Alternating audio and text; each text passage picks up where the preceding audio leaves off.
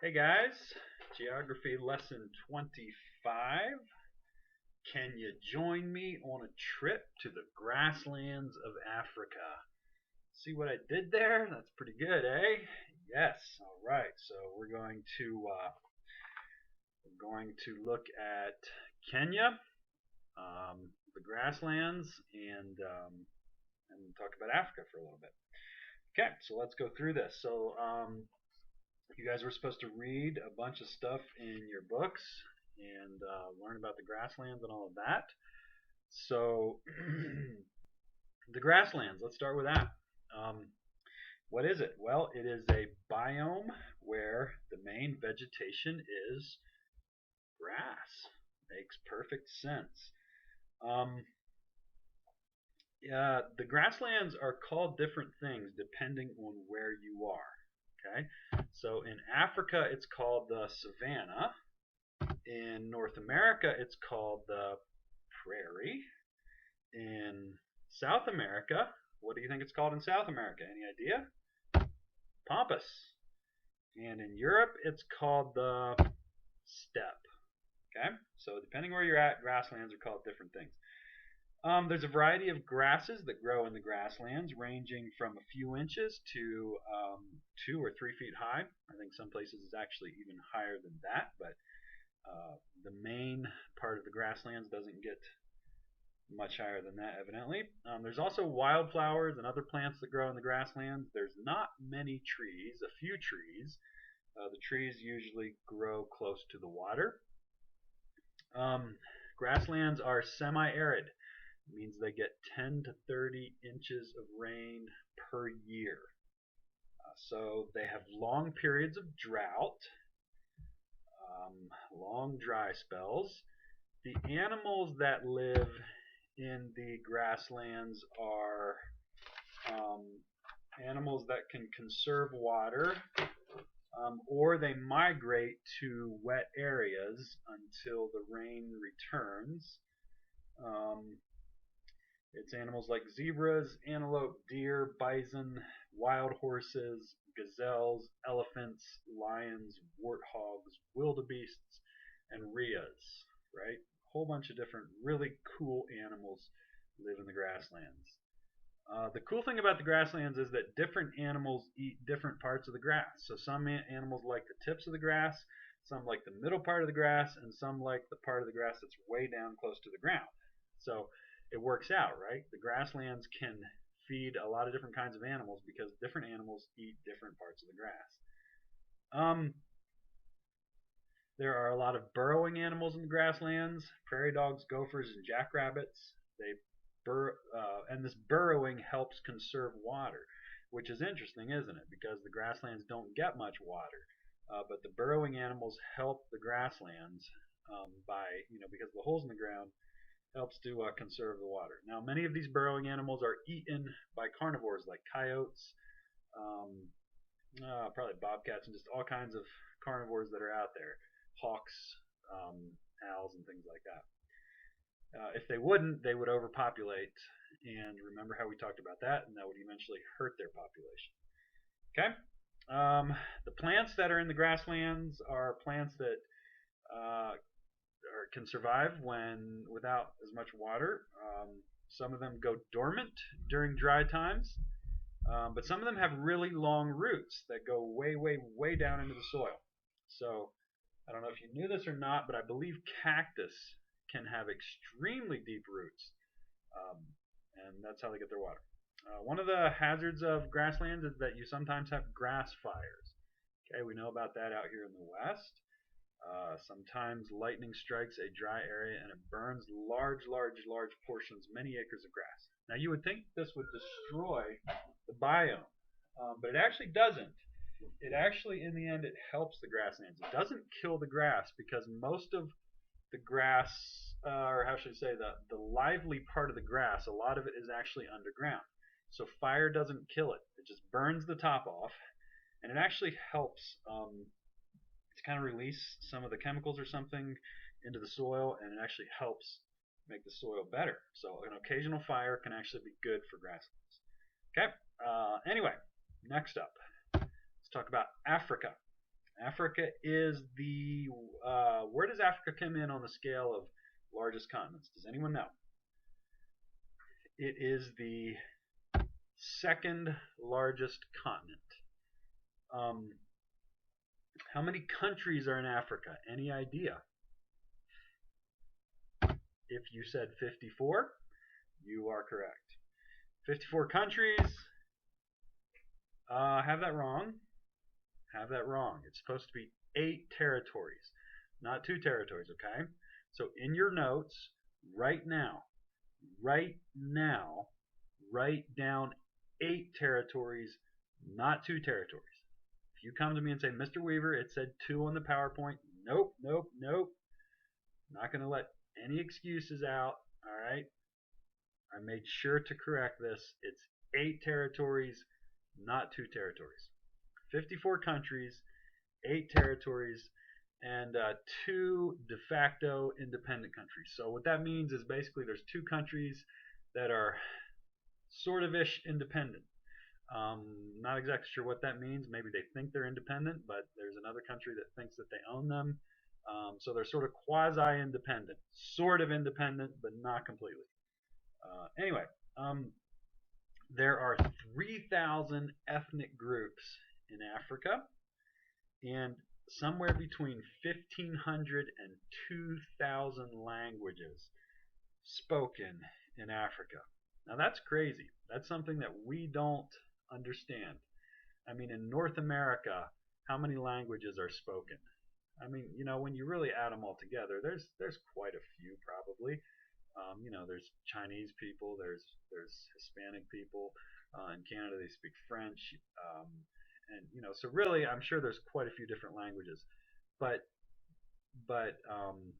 it's very uncommon, right, to have a different language other than English. Well, when you get down into the Central American countries, which would technically be part of North America, I guess you would get quite a few more languages. But yeah, we just don't understand that kind of diversity very well. Okay. Now, some things about Africa. Africa is home to the Sahara Desert. Now, the Sahara Desert is actually not the world's largest desert because there's such a thing as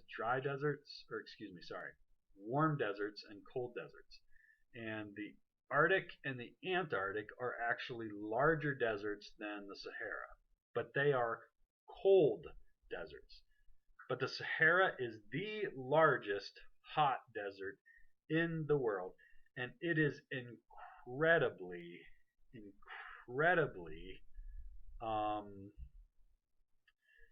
what's the word I want? Dry. Maybe that. There we go. That works. It is an extremely dry desert. Now, it depends a little bit. It varies some. Parts of it are not as dry as others.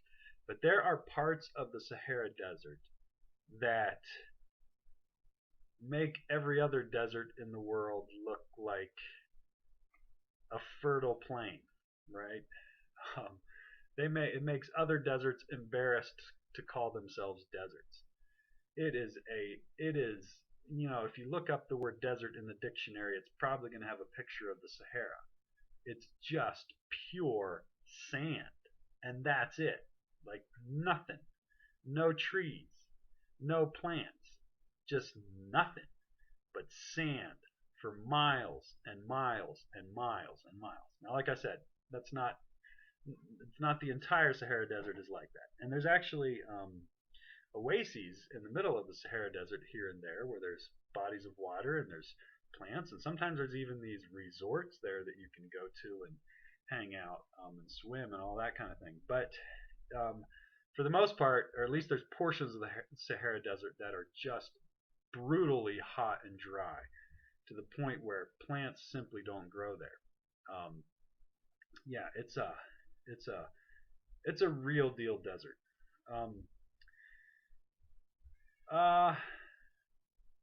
Also, Africa is known for its animals, right? It has some of the coolest animals in the world. It has the world's tallest, largest, and fastest land animals, right? And I mean, that's true. So the world's tallest is what? The giraffe, right? Have you guys all seen a giraffe? Sorry, sorry. You guys all seen a giraffe in person, right, at a zoo or something? They're the coolest things you've ever seen. Their heads are like 20 feet up in the air. They're amazing. And then that's the tallest, and then you have the largest, which is, what is it? A moose. Just kidding. It's an elephant, right? An elephant, the largest land animal. And then the fastest is, of course, a cheetah, right? Anyway, the Nile River is in Africa. That's the longest river in the world. Remember the other river in South America, the Amazon, which when you take everything into consideration, the Amazon is the largest river. It has the most capacity. It's huge. It's a massive river, and it's just a bit shorter than the Nile. But the Nile is technically the longest river in the world, and it's a very important river. Africa has a lot of tall mountains. We don't often think of that, right? When we think of Africa, we think of like maybe grasslands, jungle, that kind of thing. But Africa has a lot of tall, snow-covered mountains, and then many large grasslands. And we've already talked about the grasslands, right? Africa actually doesn't have, in comparison to the rest of the land area, it doesn't have all that much rainforest and jungle. I mean, I shouldn't say it has quite a bit, but it's not, I don't think it's near half of Africa is made up of jungle. Again, that's kind of the stereotype that some people have of Africa. Maybe you don't, but I think a lot of people have this idea that Africa is just filled with jungle everywhere. It's not. It has some jungle, but a lot more grassland than jungle, and a lot of desert, okay, and some mountains. All right, so let's talk more specifically about one of the countries in Africa, and it's one of the fairly well-known countries in Africa. I'm not exactly sure why, other than maybe because of its wildlife and its wildlife refuges. But Kenya is a country in Africa that's fairly well-known. Population of, I should have let you guys guess this, 53.5 million approximately. So a decent population. Oh man, I was gonna let you guys guess these. The capital and largest city is Nairobi. What are the languages in Africa? What are the official languages of Africa? Anybody know? English and Swahili. Very good. Who's the president of Africa? Everybody get that one? The guy's name is Uhuru Kenyatta. Sorry, did I say the president of Africa? Okay, my bad. The president of Kenya.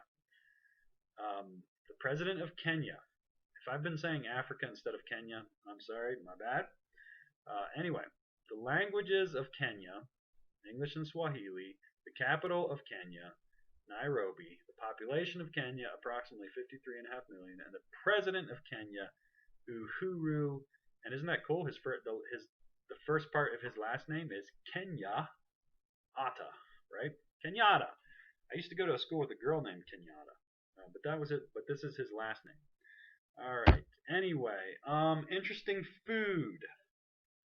Now I don't know how common this food is. There was all kinds of other food that I saw when I was looking at this. All kinds of fancy food. They actually look like they have some pretty good food there.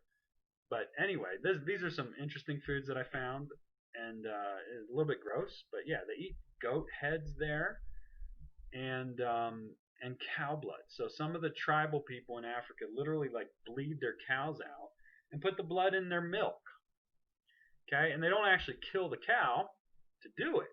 They just bleed them out, drink the blood, close up the wound, and then they can bleed them some more the next day. So it's this constant source of, I don't know, let's see, probably. I don't know. I'm trying to think what blood would, iron. There you go. It would give you iron, I think, to drink blood. And sometimes I think they actually like congeal it and like harden it and cook it. And they say it tastes like liver. So I actually like liver, but I don't think I could eat blood. Anyway, that's an interesting thing that they eat there. The currency is the Kenyan shilling. and the exchange rate. Who wants to guess the exchange rate? So if you go to Africa with an American dollar and you exchange it, you get 110.6 Kenyan shillings. So it's a pretty big time exchange rate there. They drive on the left side of the road. The first country we've studied to drive on the left side of the road. Anyway, so if you go to Kenya, don't drive on the right side of the road. Okay?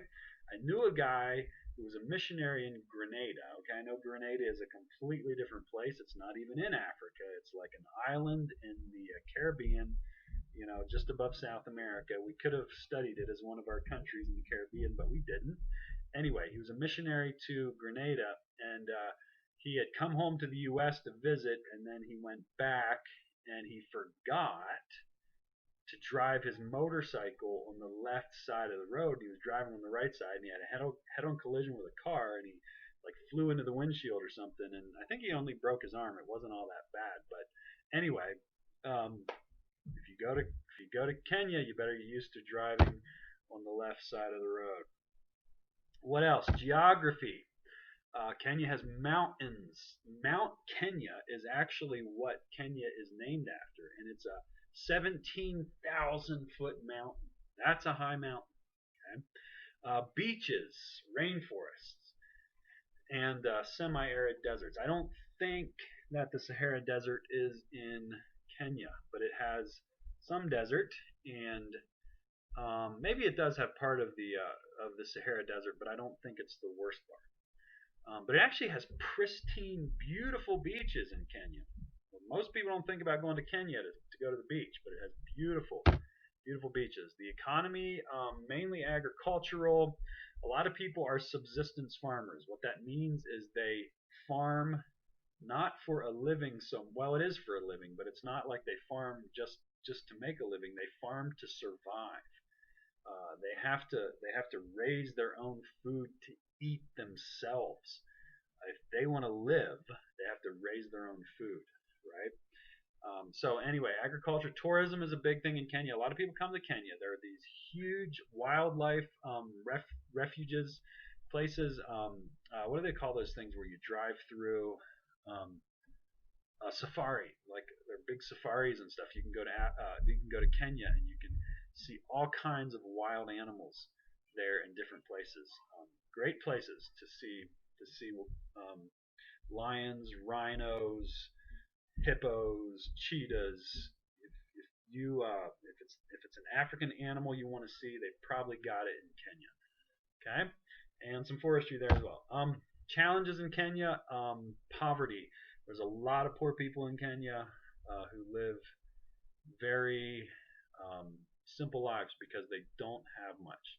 They just don't. There's still a lot of tribalism and stuff in Kenya. A lot of people living in tribes and still kind of living the way they did, the way we would tend to think they lived, hundreds of years ago. There's still some of that going on there. Anyway, a lot of corruption in Kenya. So government corruption, people just get used to living that way. So they bribe police officers, they bribe government officials, they just bribe people all the time. So it's just part of life in Kenya is bribery. Some fun facts, and I guess they all just jumped right down there. But anyway, they still do marriage dowries in Kenya. Now I don't think this is probably everybody, but certain tribal people, they still have marriage dowry. So that means if you want to get married, you have to have 10 cows to give to, was it the husband, I think? So the father of the bride is to give like 10 cows to to the groom. And yeah, it's called a dowry. They still do that in Africa. Polygamy is legal in Kenya. And it's probably, I don't know how common it is, but it's legal to have more than one wife. And that's what polygamy means. So imagine being in a family where you have your dad, and he's the only dad you have. He's the only dad who lives in the house. But then there's like 5 moms, and your mom lives there, and you have all these half siblings who have their moms living there as well. That's what that would be like. It'd be kind of awkward, wouldn't it? Anyway, that's polygamy. As we mentioned, it has an amazing diversity of animals. Just some of the coolest animals in the world live in Kenya.